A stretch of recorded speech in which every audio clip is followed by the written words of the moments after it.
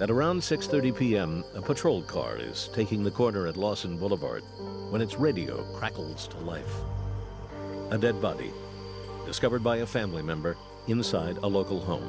Officers Ed Carter and Otto Kohlmeyer hit the flashers and rolled to 3412 Ocean Harbor Drive, home of 41-year-old Susan Eichen.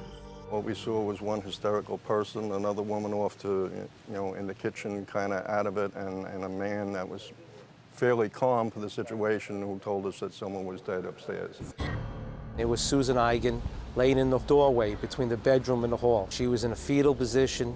She had looked like a collar made out of a belt around her neck.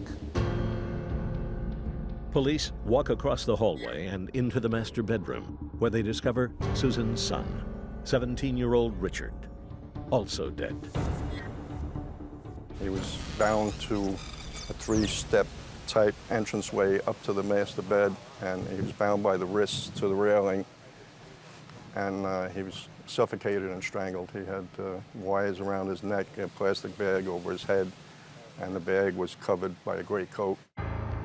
Kohlmeyer and Carter secure the house and call in backup.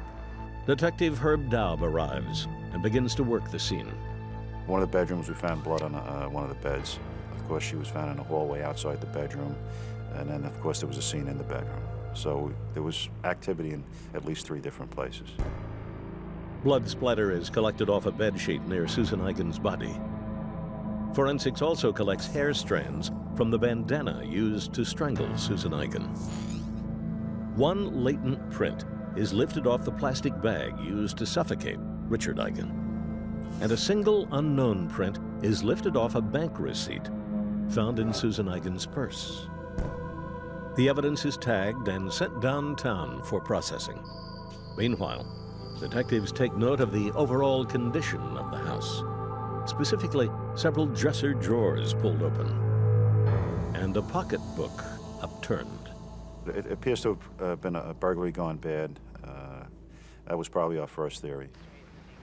Detectives speculate the intruder encountered Susan Eichen inside the house, and a simple burglary turned into rape, then murder. As for 17-year-old Richard, detectives believe he came home at the wrong time, thereby sealing his fate. My theory is that he walked in while his mother was being beaten or raped or attacked or whatever. And maybe he's screaming, maybe he's yelling. He put a bag over his head to quiet him. Now the kid's still yelling, or you could see his face through the bag. He put the coat over top of him to muffle the sounds. And then he went back and did whatever he had to do with Mrs. Eichen and eventually murdering her. The theory plays pretty well. Now detectives need some facts to make it stand up. They begin with a trip to the crime lab, where evidence from the scene is getting a careful once-over.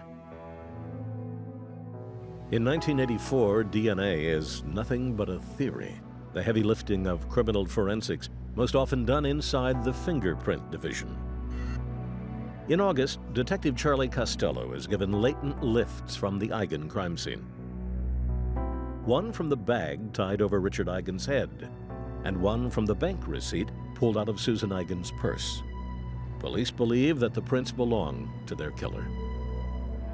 Costello initially runs the prints through the Automated Fingerprint Identification System, or AFIS, but fails to come up with a match.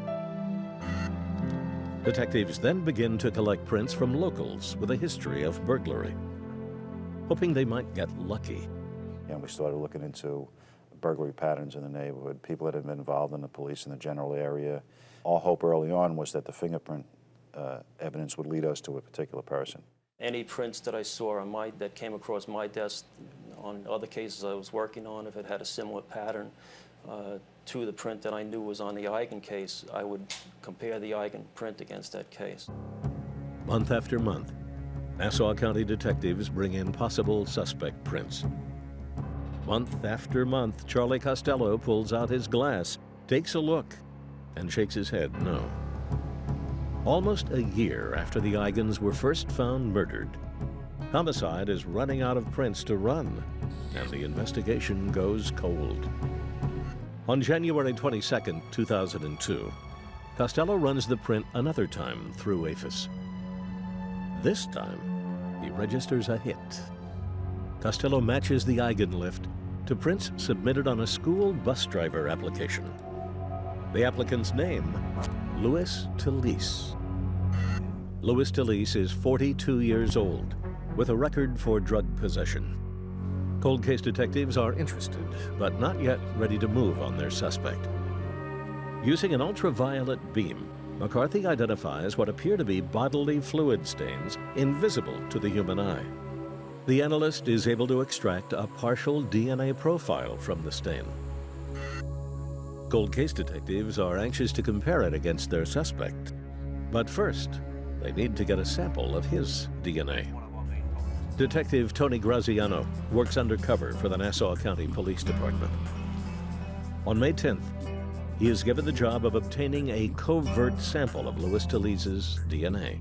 We devised a plan where I would go to Louis Talese's home with Detective Sergeant Lucy Guido posing as my wife, and we would be prospective purchasers of the home. At 11 a.m., Graziano and Guido begin a walkthrough of Talese's home. Graziano immediately works on building a rapport with Talese. I knew I was going to approach him like Tony from the Bronx is going to meet Louis from Brooklyn. And basically, I knew I connected with him. We were talking like two, city guys. We were fast buddies. Graziano walks through the house with Talese and out onto the street. There, the suspect lights up and eventually drops his cigarette butt to the ground. Graziano's partner, Lucy Guido, moves in to collect the sample. They were both on the street, and I was back on the driveway. And when I saw Talese walk back towards the lawn, Detective Graziano pretty much gave me like the sign, come over by me.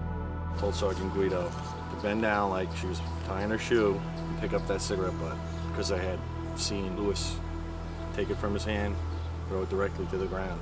So I had the continuity that's directly evidence from him. Guido hands the butt to Graziano, who slips it into an evidence bag. The couple says goodbye to Louis Talese and heads directly to the police crime lab. Saliva and epithelial cells from the filter are isolated and stripped of their DNA. The profile is then compared against DNA found at the Eigen crime scene. As cold case detectives suspected, Louis Talese is a match. On June 5th, 2002, Nassau County detectives arrest Louis Talese and take him downtown for questioning. Talese grasps at the only straw available to him, an admission that, yes, he knew Susan Eigen, and that the two had a sexual relationship, which would explain away his DNA inside the house. While they don't buy his story, cold case detectives are concerned that a court might. They do, however, have one last evidentiary card. If played correctly, it should leave Louis Talese with no wiggle room when he tries to make his case before a jury.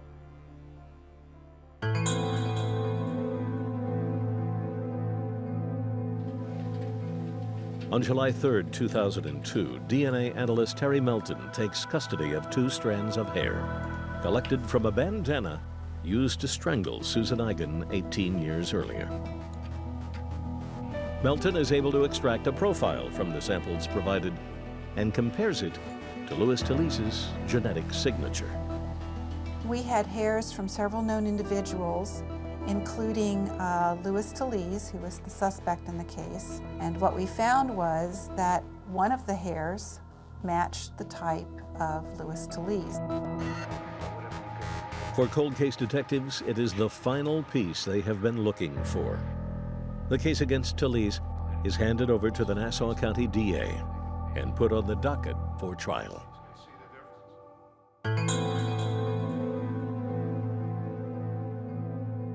Biancavilla paints a picture of Talese and the death he fashioned for Susan and Richard Eigen.